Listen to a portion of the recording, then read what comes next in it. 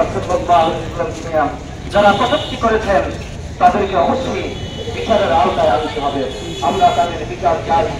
এজন্য আজকে এখানে বিভিন্ন মসজিদ থেকে মুসলিমরা জমায়েত হয়েছে, তারা এই তীব্র প্রতিবাদ জানাবে, ঘৃণা জানাবে। আমাদের নবী মুহাম্মদ রাসূলুল্লাহ সাল্লাল্লাহু আলাইহি ওয়াসাল্লাম তাকে নিয়ে কটূক্তি করবে আর মুসলমান বসে থাকবে, মুসলমান প্রতিবাদ করতে করবে না, এটা কখনোই হতে পারে না। আমার নবীকে নিয়ে কোনো কটূক্তি, কোনো সমালোচনা করা যাবে না।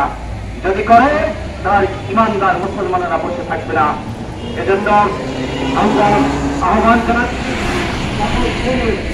মুসল্লিদেরকে, আপনারা একাত্র হয়ে এই প্রতিবাদ সভায় আমাদের সাথে প্রতিবাদ জানাবেন। আমরা ঘৃণা প্রকাশ করব। আমার সাথে ভবিষ্যতে কেউ এরকম দুঃসাহস না করে আমাদের নবীকে কটূক্তি করার। আমি আজকে এখানে বিভিন্ন মসজিদের ইমাম